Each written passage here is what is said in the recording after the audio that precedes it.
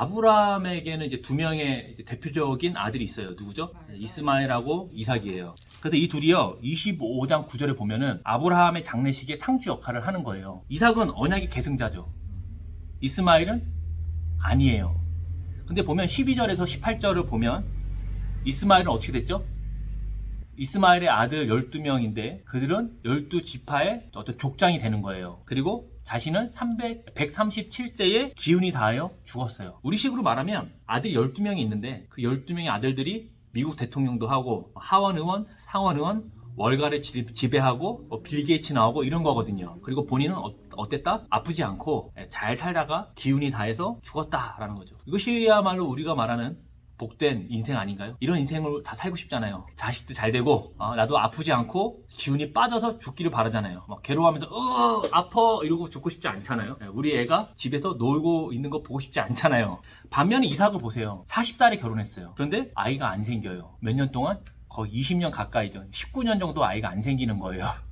분명 자신은 약속을 계대했어요. 그 약속은 자기가 받았어요. 근데 복은 누가 다 받았다? 이스마엘이 받은 것처럼 보인다는 거예요. 아브라함도 보면 75세에 부름을 받잖아요.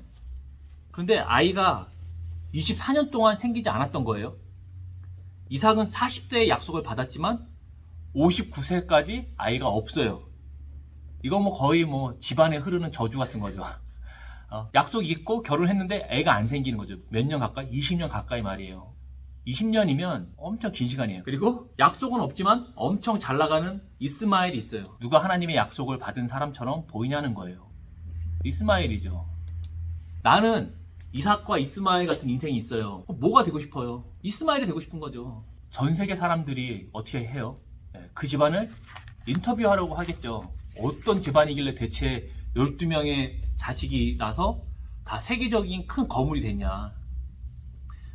노하우를 배우기 위해서 줄을 서고 그 어머니를 한번 만나고 싶어 하고 또 교회에서도 초청해갖고 하나님의 복을 받는 자녀의 인생 같은 간증과 그 논문 같은 거를 할 때 연구 대상이 된단 말이에요. 이삭이 약속을 받았단 말이에요.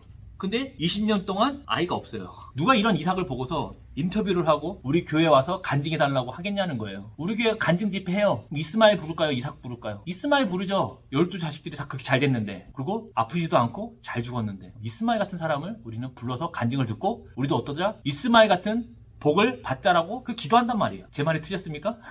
네. 이삭이요 분명 약속을 받았잖아요. 또 창세기 22장 17절에 보면은 내가 내게 큰 복을 주고 내 씨를 크게 번성하여 하늘의 별과 같고 바닷가의 모래와 같이 하리니 내 씨가 그 대적의 성문을 취하리라는 약속을 아버지가 받는 걸 받고 그 약속이 자기에게 왔다는 거거든요. 지금. 근데 자식이 있어야 번성을 하든 말든 할 거 아니에요. 근데 자식이 안 생기는 거예요. 근데 이복형 이스라엘은 약속의 계승자도 아닌데 저렇게 애도 많이 낳고 애들도 다 성공하고 집안도 잘 되고 제명에 잘 살다가 잘 죽었는데 나는 뭔가 상대적인 어떤 박탈감이나 무력감이 이삭에게 있을 수밖에 없어요. 그거 없으면 사람이 아니거든요. 이런 이삭의 마음이 좀 어떻게 공감이 되세요? 형의 잘됨과 자신의 안됨 사이에 느껴지는 하나님을 향한 서운함, 그리고 자신에 대한 무력감. 이삭은 그 무력함과 힘이 빠진 상태에서 뭘 하는 거냐면 하나님께 기도하는 거예요. 자, 21절 보세요. 이삭이 그의 아내가 임신하지 못하므로 그를 위하여 여호와께 간구하매 여호와께서 그의 간구를 들으셨으므로 그의 아내 리브가가 임신했다라고 얘기를 하잖아요. 이 기도를 언제 드렸을까요? 아이를 못 가진 19년 차에 드린 거예요. 이게 짧은 절이지만 이 사이에 19년의 아무 일 없음이 있는 거거든요. 내가 힘이 있을 때 기도하지 않아요. 우리가 힘을 내서 기도하자 그러잖아요. 사실 기도는요, 힘이 있을 때 하는 게 아니거든요. 구함은 언제 나오냐면 자신의 무력함과 불가능함을 느낄 때 하나님께 매달리는 기도가 나오는 거거든요. 내가 힘이 남아있어요. 내가 할 수 있는 거라면 진심으로 기도할 필요 없어요. 내가 하는 거죠. 다만 하나님이 뭐 해줘라? 가이드만 해줘라. 내가 할 테니까. 내가 할 수 없음이 완전히 인정되어질 때, 또 내가 아무것도 아니라는 것이 완전히 고백되어질 때, 하나님 외에는 날 도와줄 사람이 없음이 인정될 때 뭘 하는 거냐면 이런 기도를 하게 된다는 거예요. 성경에서 자신이 아무것도 아님을 아는 것, 자신이 깊이 낮아지는 걸 뭐라고 표현하냐면 겸손이라고 표현해요. 이사야 57장 15절 지극히 존귀하며 영원히 거하시며 거룩하다 이름하는 이가 이와 같이 말씀하시되 내가 높고 거룩한 곳에 있으며 또한 통회하고 마음이 겸손한 자와 함께 있나니 이는 겸손한 자의 영을 소생시키며 통회하는 자의 마음을 소생시키려 함이라. 통회하고 마음이 겸손한 건 같은 거예요. 마음이 겸손해지는 건 언제 되냐면 자기가 진짜 아무것도 아니라는 걸 깊이 깨달을 때 겸손해지거든요. 근데 뭐라 그래요? 겸손한 자의 영을 소생시키고 그와 주님이 함께하는 거예요. 자, 베드로전서 5장 5절. 젊은 자들아 이와 같이 장로들에게 순종하고 다 서로 겸손으로 허리를 동이라. 하나님은 교만한 자를 대적하시되 겸손한 자들에게는 은혜를 주시느니라. 우리는 이런 얘기 들으면 항상 뭐라 그래요? 여러분 겸손해야 됩니다. 여러분 겸손하셔야 하나님이 기뻐하십니다. 근데 겸손이 그냥 되는 게 아니거든요. 그 자리에까지 뭔가 내몰려야 사람이 겸손해지는 거예요. 그렇지 않은 사람이 갑자기 겸손하라고 그런다고 갑자기 겸손해지나요? 안 되는 거예요. 겸손해질 수가 없어요. 왜냐면 그게 뭔지 모르니까. 이런 본문 외에도 많은 본문들이요. 겸손과 하나님의 은혜를 함께 사용해요. 하나님 앞에서 뭐냐? 자신의 무력함을 인정하는 자들이 하나님께 응답을 받는 거예요. 만약에 내가 잘해서 쓰임을 받는다. 내가 잘해서 복을 받았다고 하는 분들이 있어요. 보통 간증은 다 그런 거거든요. 내가 하나님께 충성하였더니 하나님께 순종하였더니 하나님이 이런 복을 주셨다. 틀린 말은 아니지만 이게 전부라면 이삭이 지금 문제가 있어갖고 아니면 잘못을 해서 하나님께 복을 받지 못한다고 얘기를 해야 되거든요. 하나님은요 이삭에게 20년의 시간을 통해서 완전한 항복을 받아내는 겁니다. 나는 뭐다? 아무것도 아니구나. 예레미야 29장 10절에서 14절 한번 읽어주세요. 여호와께서 이와 같이 말씀하시니라. 차면 내가 너희를 돌보고 나의 선한 말을 너희에게 성취하여 너희를 이곳으로 돌아오게 하리라. 여호와의 말씀이니라. 너희를 향한 나의 생각을 내가 아나니 평안이요 재앙이 아니니라. 너희에게 미래와 희망을 주는 것이니라. 너희가 내게 부르짖으며 내게 와서 기도하면 내가 너희들의 기도를 들을 것이요 너희가 온 마음으로 나를 구하면 나를 찾을 것이요 나를 만나리라. 사람들이 엄청 좋아하는 말씀이죠. 너희가 내게 부르짖으면 내가 들을 거고 온 마음으로 나를 구하면 나를 만난다. 엄청 좋아해요 이 말씀. 그래서 우리가 어떻게 하죠? 열심히 기도한단 말이에요. 왜 하나님이 안 줘? 그럼 어떻게 하죠? 열심히 부족한가 보다. 나무뿌리 10개 더 뽑아야겠다. 나무뿌리 엄청 뽑는단 말이죠. 그런데 이 사람 마음이 그러냐는 거예요. 하나님을 진심으로 찾으라 그러면 찾아지냐는 거예요. 그렇지 않아요. 이 예레미야 29장의 환경을 보세요. 언제냐면 나라가 망한 거거든요. 바벨론 포로 70년 끌려가야 되는 거예요. 그래서 얘기하는 거 예레미야가 사실은 매국노거든요. 메시지가 뭐냐면 얘기한 거 이스라엘은 70년 포로 생활을 해야 된다고 얘기한 사람이에요. 그러니까 이스라엘을 돌아갈 생각하지 말고 싸울 생각하지 말고 독립 같은 생각하지 말고 뭐 해라? 바벨론에 그냥 끌려가라. 거기서 집 짓고 결혼하고 애도 낳고 잘 살아라 70년을 라고 얘기한 사람이 예레미야거든요. 그러고 나서 70년이 지난 다음에 그들 마음가운데 뭐가 생긴다? 하나님 저는 아무것도 아닙니다. 여호와만이 주인입니다 라는 마음이 생긴다는 거예요. 그러니까 하나님이 70년을 허락하는 거거든요. 우리는 이런 시간들이 있어요. 바벨론의 70년 포로 생활, 이삭이 20년 같은 시간들이 우리에게 있다는 겁니다. 많은 목사님들이 얘기해요. 설교 때 하나님을 의지합시다 이렇게 얘기하거든요. 근데 저는 그런 생각이 들어요. 본인의 삶에 큰 낙심과 실망의 과정이 없는데 하나님을 의지하는 마음이 생기나? 이런 마음은요 그냥 생기지 않아요. 그냥 종교적인 학습이에요. 종교적인 외침인 거예요. 여러분 하나님을 의지합시다. 예전에 그런 말이 있어요.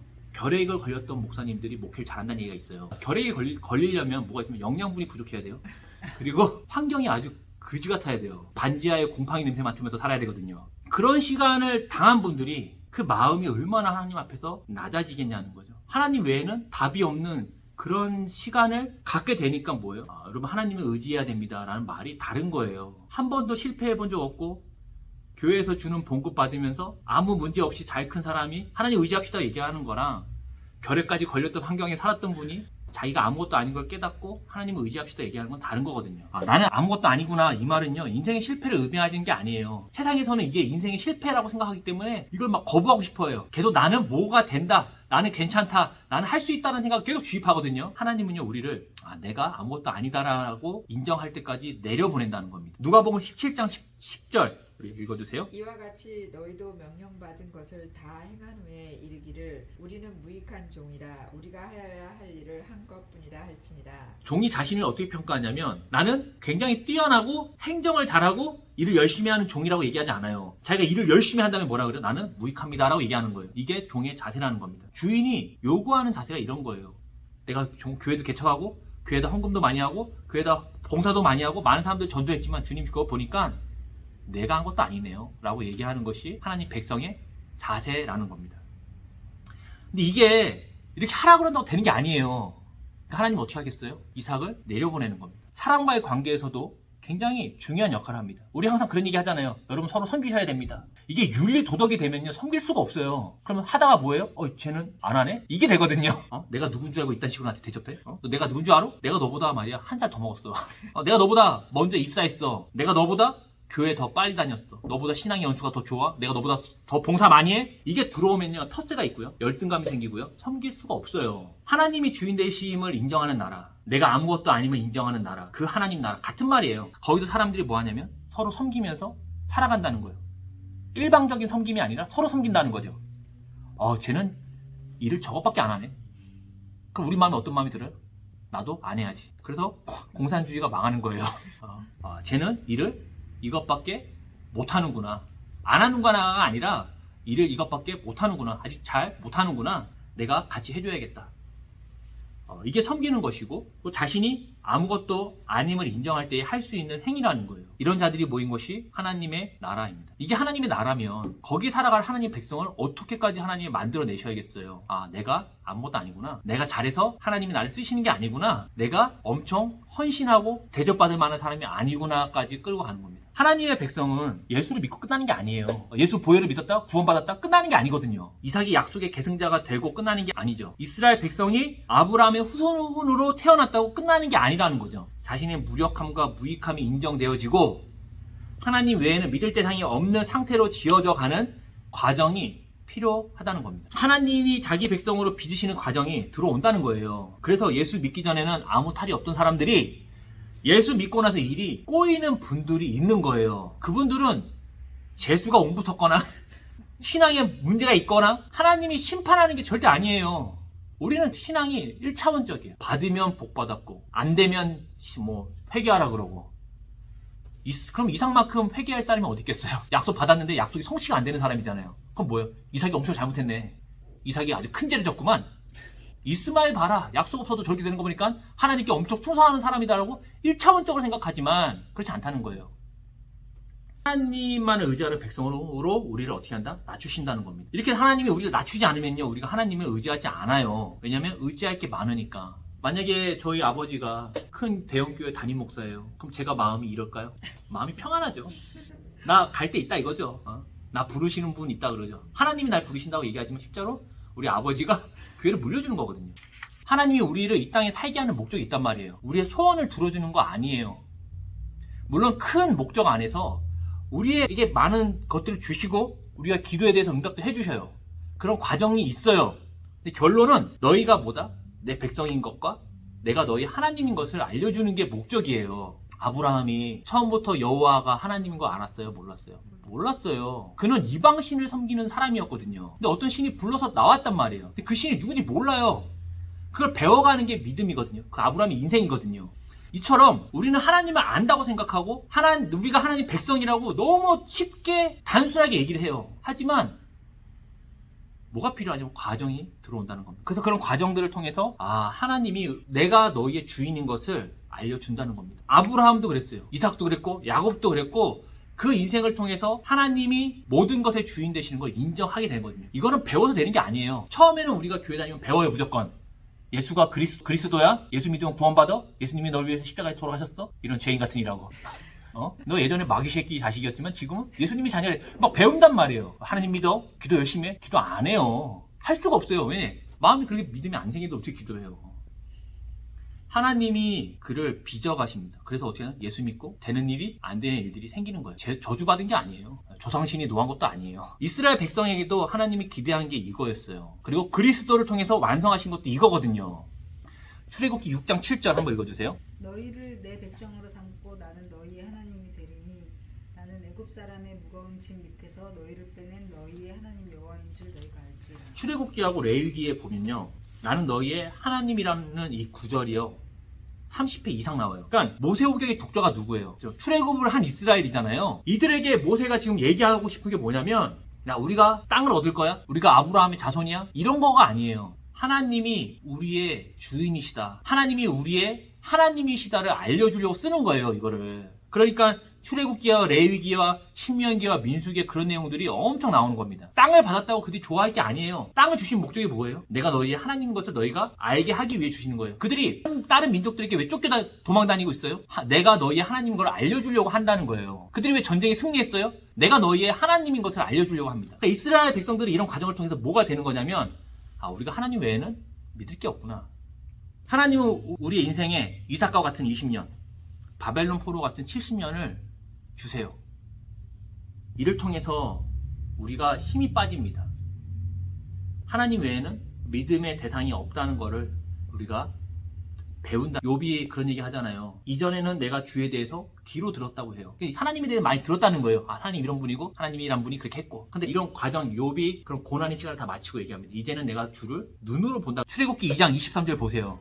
한번 읽어주세요. 이스라엘 자손은 고된 노동으로 말미암아 탄식하며 부르짖으니 그 고된 노동으로 말미암아 부르짖는 소리가 하나님께 상달된지라. 그렇죠. 이스라엘 백성이 처음부터 노예가 아니었어요. 처음에는 이집트의 총리 요셉의 가족들이잖아요. 얼마나 대접을 잘해줬겠어요. 그러니까 환경이 좋으니까 어떻게 해요? 애를 엄청 낳은 거거든요. 만약에 그들에게 아무 일이 없었다면 그들이 이집트에서 나가고 싶은 마음이 생길까요? 안 생기죠. 보니까 뭐가 있냐면 요셉을 알지 못하는 새 왕이 이집트를 다스렸다고 얘기를 해요. 그게 뭐냐, 왕조가 바뀐 거예요. 새로운 왕조가 생긴 겁니다. 그러니까 고려의 왕씨 왕족에서 조선의 이씨로 왕권이 바뀐 거, 완전 새로운 나라가 생긴 거예요. 이름만 이집트지 왕조가 바뀐 거거든요. 그때부터 이스라엘 백성들이 노예가 되는 거예요. 왜냐하면 새로운 왕조를 세운 민족도 소수 부족인데 이스라엘은 더 많아, 부족이. 그럼 어떻게 되죠? 경계해야 되거든요. 그러니까 노예로 돌리는 거거든요. 노예가 된 이스라엘은요, 자신들이 할 수 없는 환경과 무력함의 자리에서 부르짖게 되는 겁니다. 그들이 이런 노예가 되지 않았다면, 왕조가 바뀌지 않았다면 그들은 뭐 하겠어요? 이집트에서 잘 살겠죠. 그러면 생각할 수 있어요. 하나님 왜 왕조를 왜 바꿨지? 이스라엘 백성들 힘들게. 잘 살고 있는데 왜 갑자기 노예가 됐어? 힘들게 말이야. 이스라엘 백성들이 잘못했나 보다.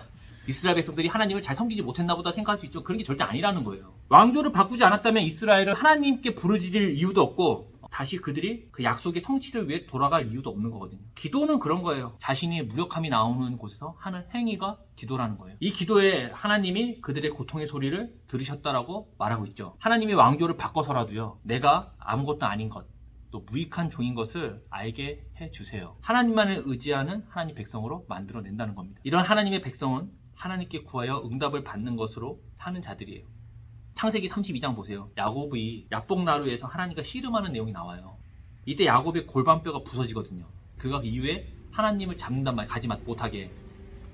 하나님이 그를 이렇게 얘기합니다. 너는 이제는 야곱, 속이는 자라고 불리지 않고 이스라엘이라고 불릴 것이다 라고 얘기하거든요. 이스라엘은 내가 하나님과 및 사람과 겨루어 이겼다는 뜻이라고 말하고 있어요, 성경에서는.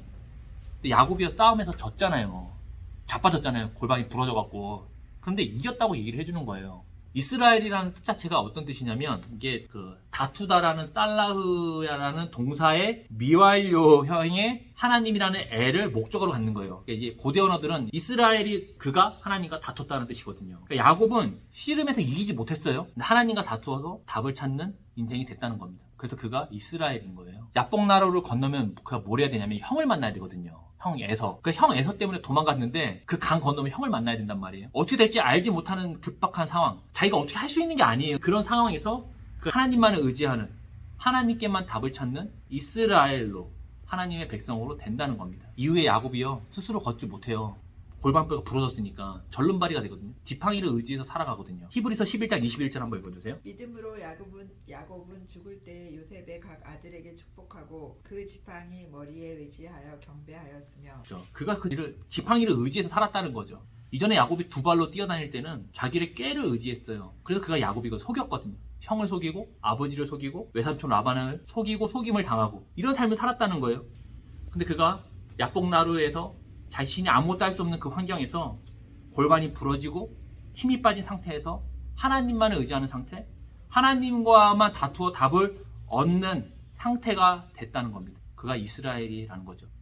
그래서 그가 지팡이를 의지하여 하나님을 경배하는 거예요. 두 발로 있었으면 경배할 필요가 없거든요. 야곱이 도망다니는 입장이 되지 않았다면, 또 그 야복나루에서 형 에서를 만나야 될 그 상황을 경험하지 않았다면 또 골반의 벼가 부러지지 않았다면 그 마음에 하나님만이 나의 답이라고 생각하는 이스라엘이 되었을까? 이게 말이 쉽지 되지 않는다는 거죠. 이렇게 하나님의 백성이 된 자들이 뭘 하냐면 하나님께 기도하는 거예요. 왜? 하나님 외에는 답이 없으니까. 우리가 아무리 교회에서 하나님이 우리의 산성이요 방패요 우리의 구원자요라고 노래를 불러대도 이런 입장이 되지 않으면 그 노래가 진실되지 않다는 거죠. 하나님 외에는 답이 없음을 인정하는 것, 자신이 아무것도 아님을 인정하는 것이 반드시 거기에 동반된다는 거예요. 그러니 뭐다? 자랑할 게 없는 거예요. 내가 너보다 더 봉사했어. 내가 이 교회에 더 헌신했어. 이런 거가 의미가 없는 거예요. 왜? 나는 아무것도 아니니까. 다 하나님만이 우리의 답이니까. 그러면 하나님은 우리가 기도하지 않으면 일하시지 않는 것인가? 자기 백성의 기도가 없으면 하나님이 일을 하지 않는가? 에스겔 36장 한번 읽어주세요. 너희 사방에 남은 이방 나 여호와가 무너진 황폐한 자리에 심은 줄을 알다. 나 여호와가 말하였으니 이루리라. 주 여호와께서 이같이 말씀하셨느니라. 그래도 이스라엘 족속이 이같이 자기들에게 이루어 주기를 내게 구하여야 할지라. 내가 그들의 수요를 양떼같이 많아지게 하되. 보세요. 36절에 보면 내가 말하였으니 내가 이루리라고 말씀하세요. 하나님이 자기가 말한 건 이루셔요. 보니까 37절을 보면 이렇게 얘기합니다. 너희가 이와 같이 자기에게 이루어 주기를 내게 구하여야 할 거다 라고 말이죠. 그러니까 하나님이요 자기 백성의 기도를 통해서 자신의 일을 하신다는 거예요. 이삭의 후손이 하늘의 별처럼 바다의 모래처럼 많아지게 하신다고 약속하셨으면 하나님이 그 일을 하실 거예요. 근데 거기에 뭐가 필요하다? 이삭이 구해야 되는 거예요. 자신이 아무것도 아닌 것을 인정하고 엎드려 구하기까지 20년의 시간이 그에게 필요했다는 겁니다. 이삭에게 말이죠. 이삭이 하나님 백성이 아닌데 그냥 아브라함의 후손으로만 태어난 것 뿐인데 그가 많은 자손이 생기고 하나님의 약속을 받는 게 무슨 의미가 있냐는 거예요. 본인 자신이 하나님의 백성이 아닌데. 그렇잖아요. 그렇게 자신이 피조물 됨과 하나님의 주인 되심을 인정하게 된 이삭은 하나님께 구하여 하나님의 약속을 받아내는 것을 오늘 본문이 보여줍니다. 이삭은 20년 동안에 나는 아무것도 아닙니다. 나는 할 수 없습니다. 나는 그냥 끝입니다. 이런 패배주의를 배운 거 아니에요. 하나님만을 의지합니다. 하나님 외에는 답이 없습니다를 그가 배운 겁니다. 그 20년과 이스마엘의 잘됨을 통해서 말이죠. 우리가 기도하여 하나님의 약속을 받는 일들이 많아졌으면 좋겠어요. 하나님은 참 많은 걸 때 약속하셨어요. 하나님은 자기 백성에게 응답하는 걸 기뻐하시거든요. 하나님이 그 백성으로 만드시는 과정이 있다는 겁니다. 이삭에게는 약속하시고 19년의 기다림, 이스마엘의 번창과 비교되는 자신, 그리고 바벨론 70년 포로 생활. 그게 있어야 그들 마음에 전심으로 하나님을 찾는 마음이 생긴다는 거죠.